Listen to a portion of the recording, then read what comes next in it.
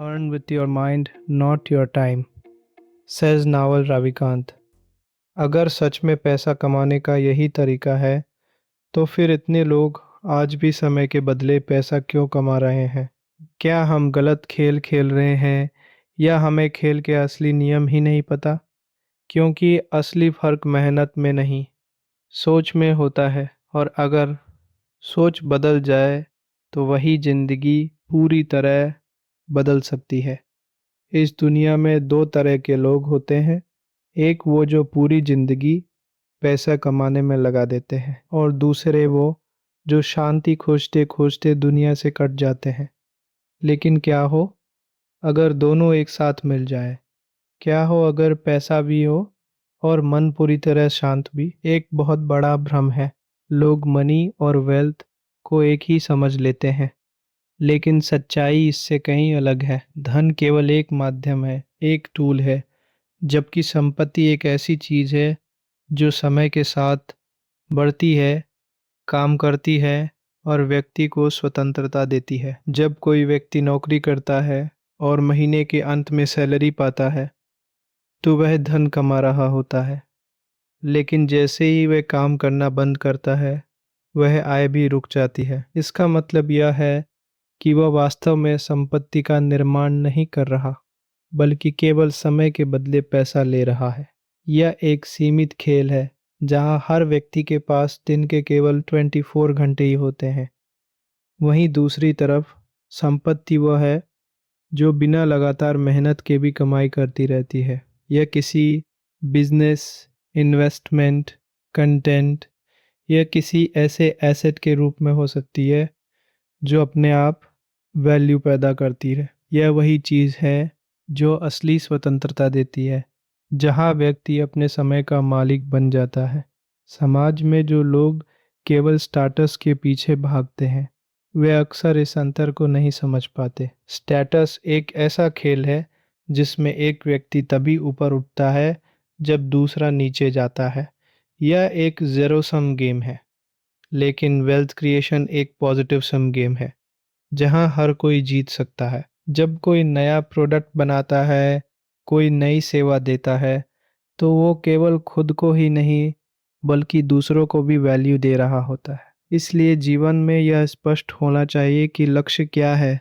सिर्फ पैसा कमाना या असली संपत्ति बनाना? पैसा तुरंत सेटिस्फैक्शन दे सकता है, लेकिन संपत्ति लंबे समय की शांति और स्वतंत्रता देती है। आज के समय में टेक्नोलॉजी ने वेल्थ क्रिएशन के रास्तों को पूरी तरह बदल दिया है।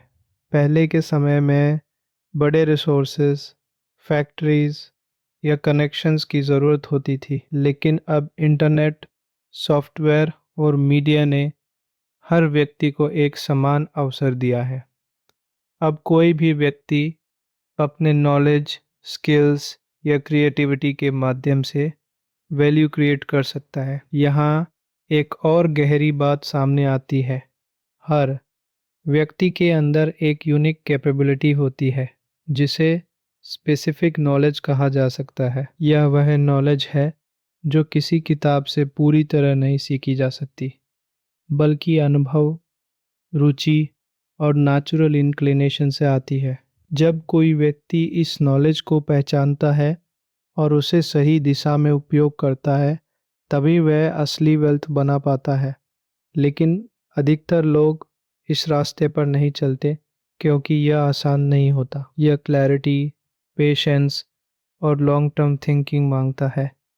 वहीं नौकरी या शॉर्ट टर्म इनकम का रास्ता आसान और प्रिडिक्टेबल लगता है, इसलिए लोग उसी में फंस जाते हैं। एक और महत्वपूर्ण बात यह है कि वेल्थ बनाने के लिए सही लोगों के साथ जुड़ना बहुत ज़रूरी होता है। यह केवल स्किल्स का खेल नहीं है, बल्कि ट्रस्ट और लॉन्ग टर्म रिलेशनशिप्स का भी खेल है। जब लोग एक दूसरे पर भरोसा करते हैं और लंबे समय तक साथ काम करते हैं, तभी बड़े परिणाम निकलते हैं।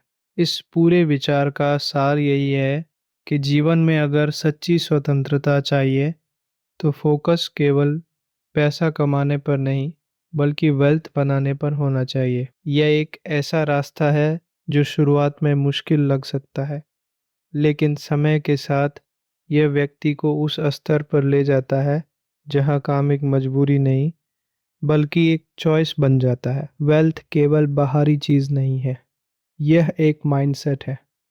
जब सोच बदलती है तभी वास्तविक बदलाव शुरू होता है। जो व्यक्ति इस अंतर को समझ लेता है वह धीरे धीरे उस रास्ते पर चल पड़ता है जहां जीवन केवल गुजारने के लिए नहीं बल्कि सच में जीने के लिए होता है। लेवरेज की असली ताकत जीवन में अधिकतर लोग एक ही नियम के अंदर काम करते रहते हैं। जितना समय दिया उतना ही पैसा मिला। यह एक सीधा और सीमित सौदा है। लेकिन कुछ लोग इसी खेल को एक अलग नज़र से देखते हैं। वे समझते हैं कि अगर हर चीज़ को केवल अपने समय और मेहनत से जोड़ा जाए तो उसकी एक सीमा तय हो जाती है। यहीं पर लेवरेज का विचार सामने आता है। लेवरेज का अर्थ है कम समय और सीमित प्रयास के साथ बड़े परिणाम हासिल करना। यह एक ऐसा सिद्धांत है जो साधारण और असाधारण के बीच का अंतर तय करता है। जिन लोगों ने इसको सही से समझ लिया उन्होंने अपने काम को केवल मेहनत तक सीमित नहीं रखा बल्कि उसे मल्टीप्लाई कर दिया। पहले के समय में लेवरेज के साधन बहुत सीमित थे। केवल बड़े उद्योगपति या जिनके पास भारी रिसोर्सेज होते थे वही इसका फायदा उठा सकते थे। लेकिन आज के समय में ये पूरी तरह बदल चुका है। अब हर व्यक्ति के पास ऐसे टूल्स हैं जिनसे वह अपने काम को हजारों लाखों लोगों तक पहुंचा सकता है। सबसे पहला और सबसे शक्तिशाली लेवरेज है कोड। जब कोई व्यक्ति एक सॉफ्टवेयर बनाता है, एक ऐप तैयार करता है, तो वह एक बार मेहनत करता है, लेकिन उसका परिणाम अनगिनत लोगों तक पहुंच सकता है। वह प्रोडक्ट बार बार बिना अतिरिक्त मेहनत के वैल्यू देता रहता है। यही असली ताकत है। एक बार बनाया गया काम लगातार काम करता रहता है। दूसरा महत्वपूर्ण लेवरेज है मीडिया। आज के समय में कंटेंट क्रिएशन ने पूरी दुनिया को बदल दिया है। एक सिंपल वीडियो, एक पॉडकास्ट या एक आर्टिकल लाखों लोगों तक पहुंच सकता है। यह केवल रीच नहीं है बल्कि इन्फ्लुएंस है। जब कोई व्यक्ति अपने विचारों को सही तरीके से प्रस्तुत करता है तो वह बिना फिजिकली मौजूद हुए भी लोगों के जीवन पर असर डाल सकता है। तीसरा लेवरेज है कैपिटल। जब कोई व्यक्ति अपने पैसे को सही जगह इन्वेस्ट करता है तो वह पैसा उसके लिए काम करने लगता है। यह एक ऐसा सिस्टम बन जाता है जहां ग्रोथ अपने आप होती है। लेकिन यह तभी संभव है जब पहले दो लिवरेज नॉलेज और अंडरस्टैंडिंग मजबूत हो। इन तीनों के बीच एक कॉमन बात है, इनमें परमिशन की ज़रूरत नहीं होती। कोई भी व्यक्ति कोड सीख सकता है, कंटेंट बना सकता है या इन्वेस्टमेंट के बेसिक समझ सकता है। यह ओपन सिस्टम है जहां एंट्री बैरियर बहुत कम है, लेकिन कंसिस्टेंसी और क्लैरिटी की ज़रूरत बहुत ज़्यादा है। लेवरेज का सही उपयोग तभी होता है जब उसे लॉन्ग टर्म विजन के साथ जोड़ा जाए। जब कोई व्यक्ति यह समझता है कि आज जो काम किया जा रहा है उसका असर आने वाले कई सालों तक रहेगा, तभी वह अपने काम को उस स्तर पर ले जाता है जहां वह कंपाउंड होने लगता है। यहाँ एक और महत्वपूर्ण पहलू सामने आता है, अकाउंटेबिलिटी। जब ट्रेडिशनल काम किया जाता है तो जिम्मेदारी सीमित होती है, लेकिन जब कोई व्यक्ति लेवरेज के माध्यम से काम करता है तो उसका प्रभाव बहुत बड़ा होता है, इसलिए उसके साथ जिम्मेदारी भी बढ़ जाती है। जो व्यक्ति इस जिम्मेदारी को समझता है और ईमानदारी से काम करता है वही लंबे समय तक टिकता है। लेवरेज का सबसे सुंदर पहलू यह है कि यह व्यक्ति को समय की आज़ादी देता है। जब काम अपने आप चलने लगता है तब व्यक्ति के पास सोचने, सीखने और जीवन को समझने का समय मिलता है। यही असली लग्जरी है केवल पैसा नहीं बल्कि समय। लेकिन इस रास्ते में एक चुनौती भी है, डिस्ट्रैक्शन, क्योंकि आज इतने सारे ऑप्शंस हैं, इतने सारे प्लेटफॉर्म्स हैं कि व्यक्ति आसानी से भटक सकता है। इसलिए फोकस और सिंप्लिसिटी बहुत ज़रूरी हो जाती है। जो व्यक्ति एक दिशा चुनता है और लगातार उसी पर काम करता है, वही लेवरेज का असली लाभ उठा पाता है। स्पेसिफिक नॉलेज, असली पहचान की ताकत। जीवन में अक्सर यह सिखाया जाता है कि जितना ज़्यादा सीखा जाए, जितनी ज़्यादा डिग्रीज हासिल की जाएं, उतना ही सफलता के करीब पहुंचा जा सकता है। लेकिन यह पूरी सच्चाई नहीं है। नॉलेज का असली मूल्य इस बात में नहीं है कि कितना सीखा गया है, बल्कि इस बात में है कि क्या सीखा गया है और उसे किस तरह उपयोग किया जा रहा है। यहीं पर एक बहुत महत्वपूर्ण अवधारणा सामने आती है, स्पेसिफिक नॉलेज। यह वह ज्ञान है जो सामान्य नहीं होता, जिसे हर कोई आसानी से कॉपी नहीं कर सकता, और जो व्यक्ति की अपनी पहचान से जुड़ा होता है। स्पेसिफिक नॉलेज किताबों में पूरी तरह नहीं मिलता। इसे किसी सिलेबस के तहत नहीं सिखाया जा सकता। यह धीरे धीरे विकसित होता है, अनुभव से, जिज्ञासा से, और उस चीज़ के साथ समय बिताने से जिसमें स्वाभाविक रुचि होती है। जब कोई व्यक्ति किसी काम को करता है और उसे करते समय समय का एहसास नहीं होता, जब वो काम बोझ नहीं बल्कि एक तरह का फ्लो बन जाता है, तो वहीं से स्पेसिफिक नॉलेज जन्म लेना शुरू करता है। यह वही स्थिति होती है जहाँ काम और खेल, वर्क एंड प्ले के बीच का अंतर खत्म हो जाता है। समाज अक्सर एक फिक्स्ड रास्ता दिखाता है, स्कूल, कॉलेज, नौकरी। यह रास्ता सुरक्षित लगता है, प्रेडिक्टेबल होता है। लेकिन इसमें एक समस्या है, यह यूनिकनेस को दबा देता है। हर व्यक्ति को एक जैसे मोल्ड में ढालने की कोशिश की जाती है। इसके विपरीत स्पेसिफिक नॉलेज व्यक्ति को उसकी असली पहचान की तरफ ले जाता है। यह पूछने के लिए मजबूर करता है, क्या चीज़ स्वाभाविक रूप से आती है, किस काम में आनंद मिलता है, किस तरह की समस्याएं हल करना अच्छा लगता है। ये सवाल आसान नहीं होते और इनके जवाब तुरंत नहीं मिलते। लेकिन जो व्यक्ति धैर्य के साथ इन सवालों के साथ रहता है, वह धीरे धीरे अपने उस क्षेत्र को पहचानने लगता है जहां वह दूसरों से अलग है। यह अलग होना ही असली ताकत है, क्योंकि आज की दुनिया में कंपटीशन बहुत ज़्यादा है। हर क्षेत्र में हजारों लोग एक ही चीज़ करने की कोशिश कर रहे हैं। ऐसे में अगर कोई व्यक्ति भीड़ का हिस्सा बना रहता है, तो उसे हमेशा संघर्ष करना पड़ेगा। लेकिन जैसे ही कोई व्यक्ति अपनी यूनिकनेस को पहचानता है और उसे विकसित करता है, वह कंपटीशन से बाहर निकल जाता है। उसे किसी से बेहतर बनने की ज़रूरत नहीं होती, क्योंकि वह अपने आप में अलग होता है। स्पेसिफिक नॉलेज का एक और महत्वपूर्ण पहलू यह है कि यह समय के साथ मजबूत होता है। यह कोई ऐसी चीज़ नहीं है जो एक बार सीख ली और ख़त्म हो गई। यह लगातार इवॉल्व होती रहती है।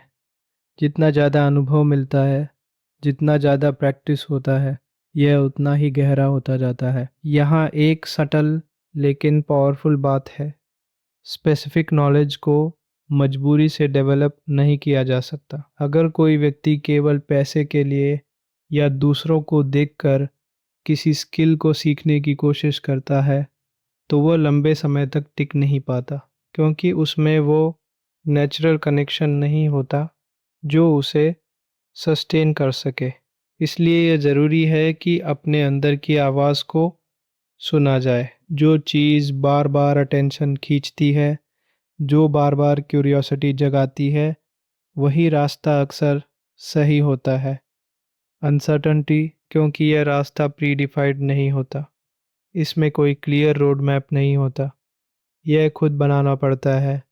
और यही कारण है कि बहुत से लोग इस रास्ते से डर जाते हैं। लेकिन जो लोग इस डर के बावजूद आगे बढ़ते हैं, वे धीरे धीरे उस लेवल पर पहुंच जाते हैं जहां उनका काम केवल अर्निंग का जरिया नहीं रहता बल्कि एक्सप्रेशन बन जाता है। और जब काम एक्सप्रेशन बन जाता है तब उसमें एक अलग ही क्वालिटी आ जाती है, ऑथेंटिसिटी। यह ऑथेंटिसिटी ही वो चीज़ है जिसे कोई कॉपी नहीं कर सकता। यही वो चीज़ है जो व्यक्ति को रिप्लेसेबल होने से बचाती है, और यही वो चीज़ है जो लॉन्ग टर्म सक्सेस की नींव बनती है। ऑथेंटिसिटी, कंपटीशन से बाहर निकलने का रास्ता। जीवन में एक अदृश्य दौड़ लगातार चलती रहती है। यह दौड़ केवल पैसे या सफलता की नहीं होती, बल्कि दूसरों से आगे निकलने की होती है। बचपन से ही यह सिखाया जाता है कि बेहतर बनो, तेज बनो, दूसरों से आगे बढ़ो। धीरे धीरे यह सोच इतनी गहराई से बैठ जाती है कि हर काम एक कंपटीशन जैसा लगने लगता है। लेकिन इस दौड़ की एक सच्चाई है, यह कभी खत्म नहीं होती, क्योंकि जैसे ही एक स्तर हासिल होता है, सामने कोई और खड़ा मिल जाता है जो उससे आगे होता है। इस तरह व्यक्ति हमेशा कंपैरिजन के जाल में फंसा रहता है। यहीं पर ऑथेंटिसिटी का महत्व सामने आता है। ऑथेंटिसिटी का अर्थ है अपने असली स्वरूप में जीना, बिना किसी दिखावे के, बिना किसी नकली पहचान के। यह सुनने में बहुत सरल लगता है, लेकिन वास्तव में यह सबसे कठिन चीज़ों में से एक है। समाज धीरे धीरे व्यक्ति को एक ऐसी दिशा में ले जाता है जहां वो खुद को भूलने लगता है। एक्सपेक्टेशंस, नॉर्म्स और दूसरों की राय इतनी प्रभावी हो जाती है कि व्यक्ति अपने अंदर की आवाज़ को सुनना बंद कर देता है। वह वही करने लगता है जो सही माना जाता है, न कि जो उसके लिए सही होता है। लेकिन जब कोई व्यक्ति रुककर अपने आप को देखने की कोशिश करता है, तब उसे यह एहसास होने लगता है कि असली संघर्ष बाहर नहीं, अंदर है। यह संघर्ष है अपने असली रूप को पहचानने का और उसे स्वीकार करने का। ऑथेंटिसिटी का सबसे बड़ा लाभ यह है कि यह व्यक्ति को कंपटीशन से बाहर निकाल देती है। जब कोई व्यक्ति खुद को पूरी तरह स्वीकार कर लेता है, तब उसे किसी और जैसा बनने की ज़रूरत नहीं रहती। वह अपनी ही दिशा में चलता है, अपने ही नियमों के साथ। लेकिन ऑथेंटिसिटी के रास्ते में सबसे बड़ी बाधा होती है डर। यह डर होता है कि अगर असली रूप सामने आया तो लोग क्या सोचेंगे, क्या स्वीकार करेंगे।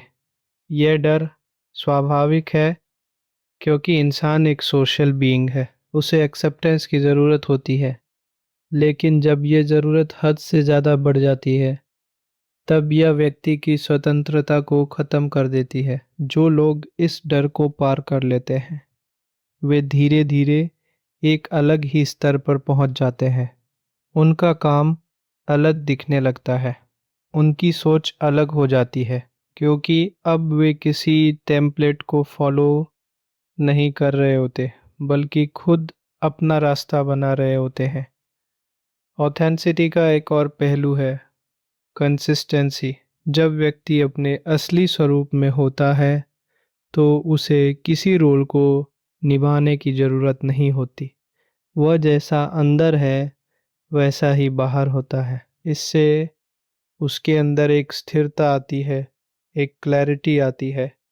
यह क्लैरिटी ही वह चीज़ है जो डिसीजन मेकिंग को आसान बनाती है, क्योंकि अब हर निर्णय यह सोचकर नहीं लिया जाता कि लोग क्या कहेंगे, बल्कि यह सोचकर लिया जाता है कि क्या यह सही लगता है। धीरे धीरे यह तरीका जीवन के हर हिस्से में असर डालने लगता है, काम में, रिश्तों में और खुद के साथ संबंध में।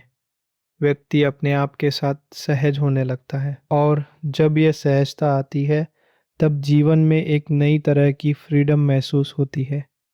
ये फ्रीडम बाहरी नहीं होती, बल्कि अंदर से आती है। यह वह स्थिति होती है जहाँ व्यक्ति को खुद को साबित करने की ज़रूरत नहीं होती, क्योंकि वह खुद को जान चुका होता है। हैप्पीनेस, खुशी का असली विज्ञान। जीवन में हर व्यक्ति किसी न किसी रूप में खुशी की तलाश कर रहा होता है। कोई इसे पैसे में खोजता है, कोई रिश्तों में, कोई उपलब्धियों में। बाहर से देखने पर ऐसा लगता है कि जैसे खुशी एक ऐसी चीज़ है जिसे हासिल किया जा सकता है। बस थोड़ा और मेहनत, थोड़ा और सफलता और सब ठीक हो जाएगा। लेकिन एक गहरी सच्चाई यह है कि खुशी कोई डेस्टिनेशन नहीं है। यह कोई ऐसी मंजिल नहीं है जहां पहुंचकर सब कुछ स्थायी रूप से सही हो जाए, बल्कि खुशी एक स्किल है, एक ऐसी क्षमता जिसे समझा और विकसित किया जा सकता है। अक्सर यह मान लिया जाता है कि अगर इच्छाएं पूरी हो जाए तो खुशी अपने आप आ जाएगी, लेकिन अनुभव कुछ और ही दिखाता है। जैसे ही एक इच्छा पूरी होती है, दूसरी सामने आ जाती है। यह एक एंडलेस साइकिल है। डिज़ायर, एफर्ट, अचीवमेंट और फिर नया डिज़ायर। यहीं पर एक महत्वपूर्ण समझ आती है। हर इच्छा एक तरह का कॉन्ट्रैक्ट होती है। यह एक ऐसा एग्रीमेंट है जिसमें व्यक्ति खुद से कहता है कि जब तक यह चीज़ नहीं मिलती, तब तक खुशी अधूरी रहेगी। इस तरह जितनी ज़्यादा इच्छाएं होंगी, उतनी ही ज़्यादा कंडीशंस खुशी के साथ जुड़ जाएंगी। धीरे धीरे यह स्थिति बन जाती है कि खुशी हमेशा फ्यूचर में टलती रहती है। जब यह होगा तब खुश होंगे, लेकिन वह जब कभी आता नहीं, क्योंकि हर बार एक नई शर्त जुड़ जाती है। इसका मतलब यह नहीं है कि इच्छाएं गलत है। इच्छाएं जीवन का एक स्वाभाविक हिस्सा है, लेकिन जब व्यक्ति अपनी खुशी को पूरी तरह उनसे जोड़ देता है, तब समस्या शुरू होती है। खुशी का असली स्रोत बाहर नहीं, अंदर होता है। यह उस स्थिति से आता है जहां मन शांत होता है, जहां लगातार सोचने और तुलना करने की प्रक्रिया थोड़ी धीमी पड़ जाती है। मन की एक आदत होती है, यह हमेशा या तो अतीत में रहता है या भविष्य में, या तो पुरानी बातों को दोहराता रहता है या आने वाले समय की चिंता करता रहता है। इस प्रक्रिया में वर्तमान प्रेजेंट मोमेंट अक्सर छूट जाता है। लेकिन सच्ची खुशी केवल वर्तमान में ही अनुभव की जा सकती है। जब ध्यान पूरी तरह इस क्षण में होता है, तब एक अलग ही तरह की शांति महसूस होती है। यह कोई उत्साह या एक्साइटमेंट नहीं होता, बल्कि एक गहरी स्थिरता होती है। इस स्थिति तक पहुंचने के लिए कोई जटिल तरीका नहीं है। यह धीरे धीरे अवेयरनेस से आता है। जब व्यक्ति अपने विचारों को ऑब्जर्व करना शुरू करता है, बिना उनमें फंसे हुए, तब एक दूरी बनती है विचार और ऑब्जर्व के बीच। यह दूरी ही फ्रीडम है, क्योंकि अब हर विचार के साथ बहना जरूरी नहीं रहता। अब यह संभव होता है कि कुछ विचारों को जाने दिया जाए, उन्हें पकड़कर न रखा जाए। खुशी का एक और महत्वपूर्ण पहलू है एक्सेप्टेंस। जीवन हमेशा वैसा नहीं होगा जैसा सोचा गया था। कभी चीजें उम्मीद के मुताबिक होंगी, कभी नहीं। लेकिन जब व्यक्ति हर परिस्थिति को एक्सेप्ट करना सीख जाता है, तब रेजिस्टेंस कम हो जाता है। रेजिस्टेंस ही वह चीज है जो दर्द को बढ़ाती है। जब किसी स्थिति को स्वीकार नहीं किया जाता, तो मन उसके खिलाफ लड़ता रहता है। ये लड़ाई ही तनाव, स्ट्रेस बन जाती है। लेकिन जैसे ही एक्सेप्टेंस आता है, वही परिस्थिति हल्की लगने लगती है। इसका मतलब यह नहीं है कि सब कुछ पसंद आना चाहिए, बल्कि इसका मतलब यह है कि जो है उसे देखा और समझा जाए, बिना उससे भागे। खुशी का संबंध सिंप्लिसिटी से भी गहराई से जुड़ा होता है। जब जीवन बहुत जटिल हो जाता है, बहुत ज़्यादा इच्छाएं, बहुत ज़्यादा डिस्ट्रैक्शंस, तो मन को शांत रहना मुश्किल हो जाता है। इसके विपरीत, जब जीवन को थोड़ा सरल बनाया जाता है, जब अननेसेसरी चीज़ों को छोड़ा जाता है, तब क्लैरिटी आने लगती है, और इसी क्लैरिटी में शांति छुपी होती है। धीरे धीरे यह समझ विकसित होती है कि खुशी पाने की चीज़ नहीं है, बल्कि अनकवर करने की चीज़ है। यह पहले से ही भीतर मौजूद होती है, बस उसे ढकने वाली लेयर्स को हटाना होता है।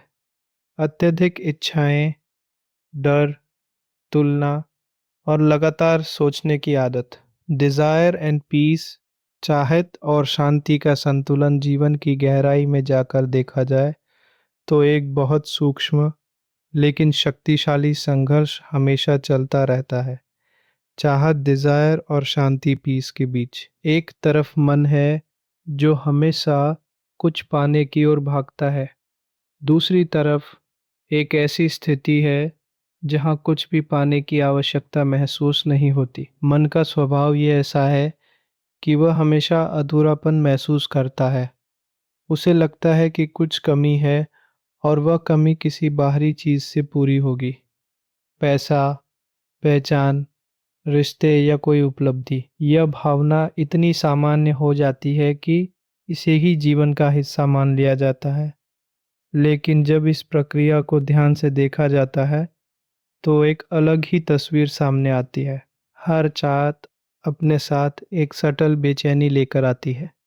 जैसे ही मन कहता है यह चाहिए, उसी क्षण एक दूरी बन जाती है वर्तमान और उस चीज के बीच, और यह दूरी ही असंतोष का कारण बनती है। इसका मतलब यह नहीं है कि चाहत पूरी तरह गलत है। चाहत ही वह ऊर्जा है जो व्यक्ति को आगे बढ़ने के लिए प्रेरित करती है। बिना किसी इच्छा के जीवन स्थिर हो सकता है, लेकिन समस्या तब शुरू होती है जब व्यक्ति अपनी शांति को पूरी तरह इन इच्छाओं पर निर्भर कर देता है। जब यह डिपेंडेंसी बन जाती है, तब हर चाहत एक कंडीशन बन जाती है। जब यह मिलेगा, तब शांति मिलेगी। लेकिन जैसे ही एक चाहत पूरी होती है, मन तुरंत अगली चाहत की ओर बढ़ जाता है। इस तरह शांति हमेशा फ्यूचर में टलती रहती है। यहीं पर एक गहरी समझ की आवश्यकता होती है। क्या वास्तव में हर चाहत को पूरा करना जरूरी है, या क्या यह संभव है कि चाहत के साथ भी शांति बनाए रखी जाए? यह समझ धीरे धीरे विकसित होती है कि चाहत को खत्म करने की जरूरत नहीं है, बल्कि उससे जुड़ाव, अटैचमेंट को समझने की ज़रूरत है। जब कोई व्यक्ति किसी चीज़ को चाहता है लेकिन उसके बिना भी ठीक रहने की क्षमता रखता है, तब वह चाहत उसे नियंत्रित नहीं करती। यह एक बहुत सटल शिफ्ट है। बाहर से देखने पर कुछ खास बदलता हुआ नहीं दिखता, लेकिन अंदर एक बहुत बड़ा परिवर्तन हो चुका होता है। अब चाहत एक खेल की तरह होती है, न कि मजबूरी की तरह। इस स्थिति में व्यक्ति काम करता है, लक्ष्य बनाता है, प्रयास करता है, लेकिन उसके अंदर एक हल्कापन रहता है। अगर परिणाम उम्मीद के मुताबिक नहीं भी आता, तो भी वह टूटता नहीं है, क्योंकि उसकी शांति उस परिणाम पर आधारित नहीं होती। शांति का संबंध एक्सेप्टेंस से भी गहराई से जुड़ा होता है। जब जीवन में चीजें योजना के अनुसार नहीं होती, तब मन अक्सर विरोध करता है, ऐसा नहीं होना चाहिए था। यही विरोध अंदर तनाव पैदा करता है। लेकिन जब एक्सेप्टेंस आता है, जो है वही है, तब वही स्थिति हल्की लगने लगती है। यह कोई हार मानना नहीं है, बल्कि वास्तविकता को स्वीकार करना है, और इसी स्वीकार में एक गहरी शांति छुपी होती है। धीरे धीरे यह समझ विकसित होती है कि शांति पाने के लिए बाहरी परिस्थितियों को परफेक्ट बनाने की ज़रूरत नहीं है, बल्कि यह भीतर की स्थिति है जो हर परिस्थिति में संभव है। एक और महत्वपूर्ण पहलू है अवेयरनेस। जब व्यक्ति अपने मन की गतिविधियों को देखना शुरू करता है, तब उसे यह स्पष्ट होने लगता है कि कैसे हर छोटी छोटी चाहत मन को प्रभावित कर रही है। यह अवेयरनेस ही वह शक्ति है जो व्यक्ति को ऑटोमेटिक रिएक्शंस से बाहर निकालती है। अब हर विचार के पीछे भागना जरूरी नहीं रहता। अब यह संभव होता है कि कुछ विचारों को बस देखा जाए और जाने दिया जाए। धीरे धीरे मन की गति धीमी होने लगती है, और इसी धीमेपन में एक क्लैरिटी उभरती है। क्या वास्तव में जरूरी है और क्या नहीं। यह क्लैरिटी ही वह आधार बनती है जहाँ चाहत और शांति के बीच संतुलन संभव होता है। अब जीवन में लक्ष्य होते हैं, लेकिन उनसे चिपकाव नहीं होता। अब प्रयास होता है, लेकिन उसके साथ तनाव नहीं जुड़ा होता। अंत में यह समझना जरूरी है कि यह कोई एक बार हासिल करने वाली चीज नहीं है। यह एक कंटिन्यूअस प्रैक्टिस है।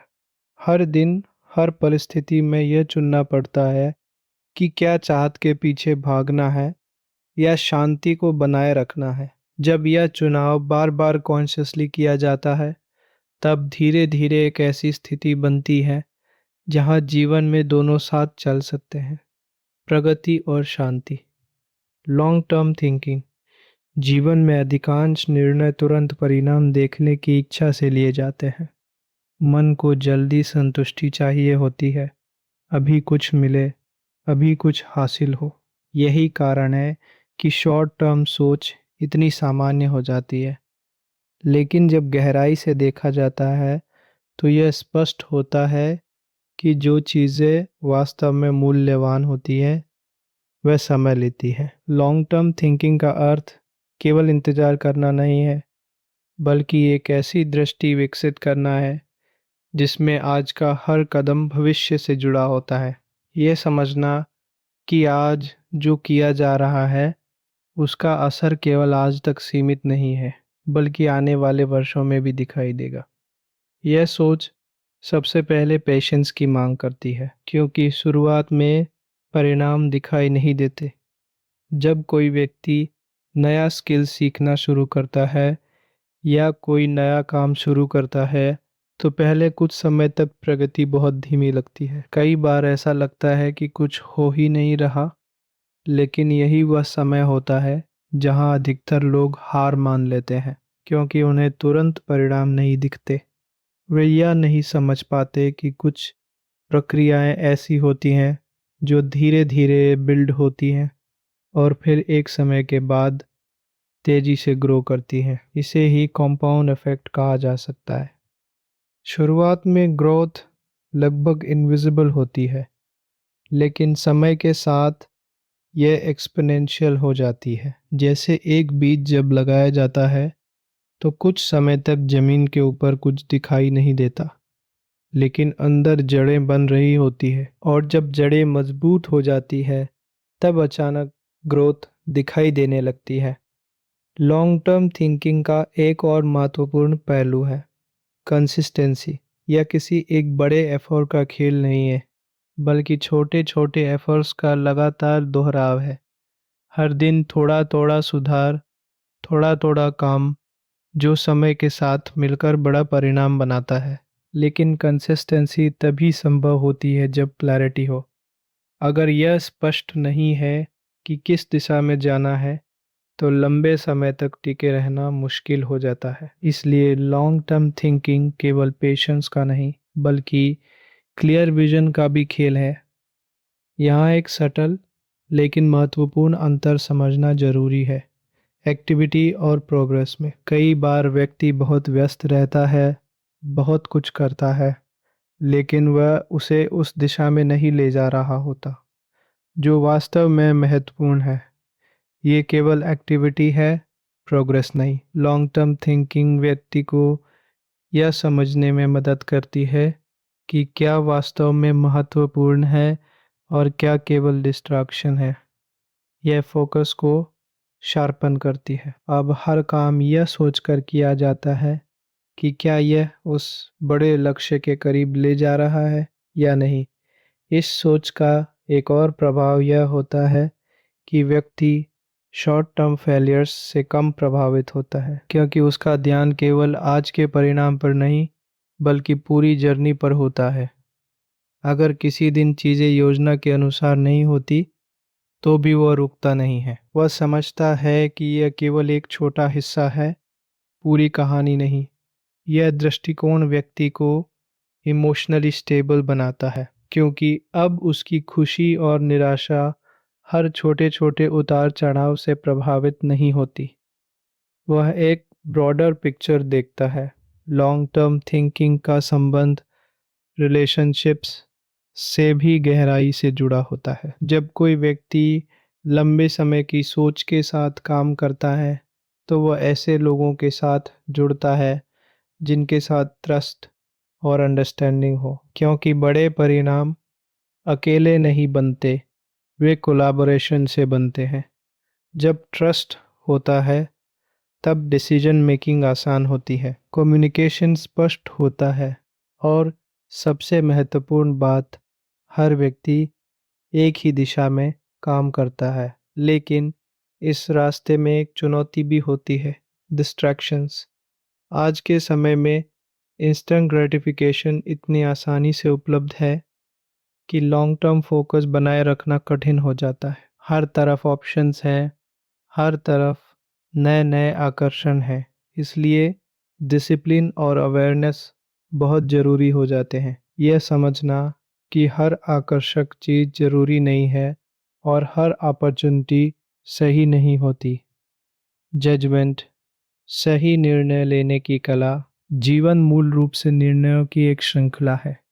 हर दिन, हर क्षण छोटे बड़े चुनाव किए जाते हैं।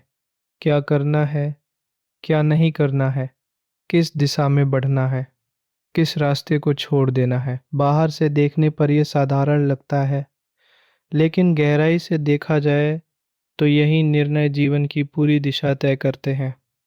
बहुत से लोग यह मानते हैं कि सफलता का संबंध केवल मेहनत से है, लेकिन सच्चाई यह है कि मेहनत तभी प्रभावी होती है जब वह सही दिशा में की जाए, और सही दिशा का निर्धारण जजमेंट करता है, यानी यह समझ कि कौन सा निर्णय सही है और कौन सा नहीं। जजमेंट कोई जन्मजात गुण नहीं है, बल्कि यह समय के साथ विकसित होता है। यह अनुभव, ऑब्जर्वेशन और रिफ्लेक्शन का परिणाम होता है। जब कोई व्यक्ति अपने निर्णयों को देखता है, उनसे सीखता है और धीरे धीरे अपने सोचने के तरीके को रिफाइन करता है, तब जजमेंट बेहतर होने लगता है। एक महत्वपूर्ण बात यह है कि सही निर्णय हमेशा तुरंत स्पष्ट नहीं होते। कई बार दो विकल्पों में से कोई भी पूरी तरह सही या गलत नहीं होता। ऐसे में क्लैरिटी बाहर से नहीं आती, बल्कि अंदर से विकसित करनी पड़ती है।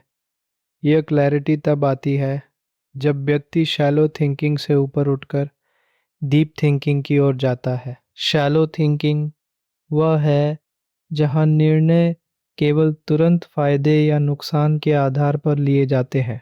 वहीं डीप थिंकिंग में long term effects, broader context और हिडन कॉन्सिक्वेंसेस को भी ध्यान में रखा जाता है। इस प्रक्रिया में एक चीज़ बहुत मदद करती है, मेंटल मॉडल्स। ये ऐसे फ्रेमवर्क्स होते हैं जो सोच को स्ट्रक्चर्ड बनाते हैं, जैसे किसी समस्या को कई एंगल से देखना, कॉज और इफेक्ट को समझना या प्रोबेबिलिटी के आधार पर सोचना। जब व्यक्ति इन मॉडल्स का उपयोग करता है, तो उसका निर्णय केवल भावनाओं पर आधारित नहीं रहता, बल्कि उसमें लॉजिक और अंडरस्टैंडिंग भी शामिल हो जाती है। लेकिन यहाँ एक सटल चैलेंज भी है, ओवरथिंकिंग। जब बहुत ज़्यादा एनालिसिस किया जाता है, तो निर्णय लेना मुश्किल हो जाता है। इसे एनालिसिस पैरालिसिस कहा जा सकता है। इस स्थिति में व्यक्ति सोचता बहुत है, लेकिन एक्शन नहीं ले पाता। इसलिए जजमेंट का एक महत्वपूर्ण हिस्सा यह भी है कि कब सोचना बंद करना है और कब निर्णय लेकर आगे बढ़ना है। परफेक्ट क्लैरिटी का इंतज़ार करने से अक्सर अवसर छूट जाते हैं। एक और महत्वपूर्ण पहलू है मिस्टेक्स। अक्सर गलत निर्णयों से डर लगता है, लेकिन सच्चाई यह है कि मिस्टेक्स ही जजमेंट को रिफाइन करती हैं। जब कोई गलती होती है और उससे सीखा जाता है, तब अगली बार वही गलती दोहराने की संभावना कम हो जाती है। जो लोग गलतियों से बचने की कोशिश करते रहते हैं, वे अक्सर नए अनुभवों से भी दूर रहते हैं और बिना अनुभव के जजमेंट विकसित नहीं हो सकता। यहाँ एक गहरी समझ की आवश्यकता होती है। हर निर्णय का परिणाम कंट्रोल में नहीं होता। व्यक्ति केवल अपने इनपुट को कंट्रोल कर सकता है। सोच, एफर्ट और इंटेंशन, लेकिन आउटकम कई फैक्टर्स पर निर्भर करता है।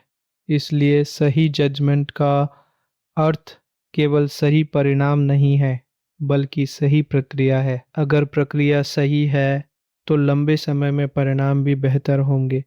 जजमेंट का संबंध एनवायरनमेंट से भी जुड़ा होता है। जिन लोगों के साथ समय बिताया जाता है, जिन विचारों को सुना जाता है, जिन इनपुट्स को कंज्यूम किया जाता है, ये सब सोच को प्रभावित करते हैं। अगर एनवायरनमेंट क्लटर्ड है, नेगेटिव है या शैलो है तो सोच भी वैसी ही हो जाती है। लेकिन अगर एनवायरनमेंट थॉटफुल है, ग्रोथ ओरिएंटेड है, तो जजमेंट भी धीरे धीरे बेहतर होता जाता है। एक और सटल बात यह है कि इंट्यूशन भी जजमेंट का हिस्सा होता है। जब लंबे समय तक किसी क्षेत्र में काम किया जाता है तो एक इनर सेंस विकसित हो जाता है। क्या सही लगता है, क्या नहीं।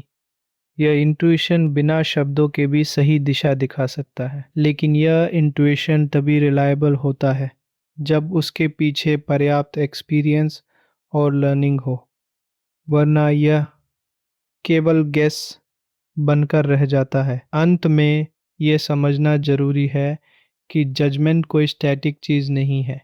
यह लगातार इवॉल्व होता रहता है। हर अनुभव, हर डिसीजन, हर रिफ्लेक्शन इसे थोड़ा थोड़ा बदलता है। जब यह प्रक्रिया कॉन्शियस हो जाती है, जब व्यक्ति अपने निर्णयों को ऑब्जर्व करता है, उनसे सीखता है और अपने सोचने के तरीके को सुधारता है, तब धीरे धीरे एक क्लैरिटी विकसित होती है। Reading and learning. जीवन में सीखना एक लगातार चलने वाली प्रक्रिया है।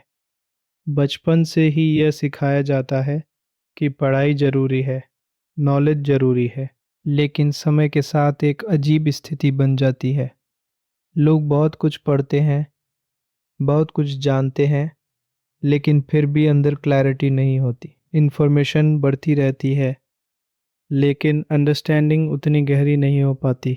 यहीं पर एक महत्वपूर्ण अंतर समझना जरूरी है रीडिंग और लर्निंग के बीच। पढ़ना केवल शब्दों को देखना नहीं है, बल्कि उन शब्दों के पीछे के अर्थ को समझना है। और लर्निंग केवल जानकारी जमा करना नहीं है, बल्कि उस जानकारी को अपने सोचने के तरीके का हिस्सा बनाना है। अक्सर यह देखा जाता है कि लोग जल्दी जल्दी पढ़ना चाहते हैं।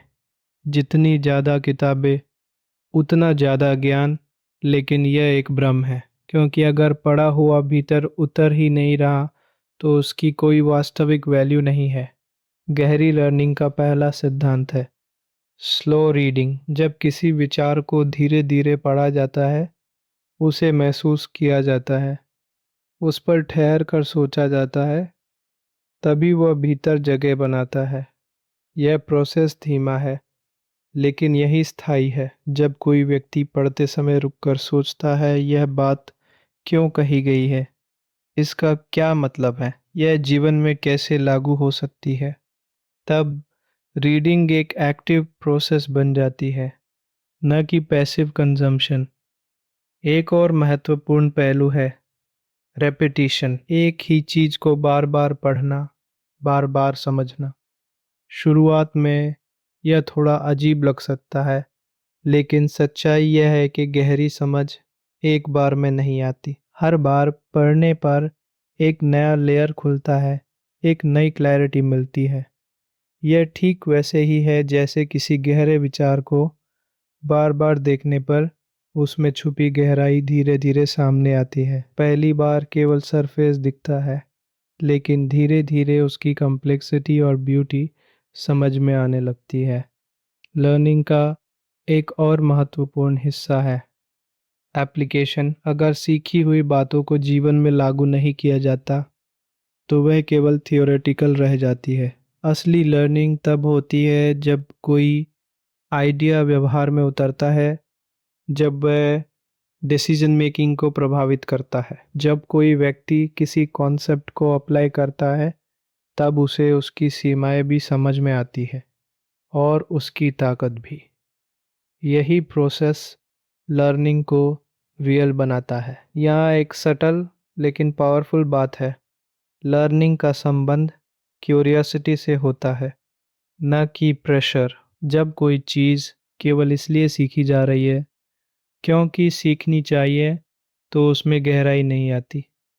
लेकिन जब क्यूरियोसिटी से सीखा जाता है, तब लर्निंग एफर्टलेस लगती है। क्यूरियोसिटी ही वह एनर्जी है जो व्यक्ति को एक्सप्लोर करने के लिए प्रेरित करती है।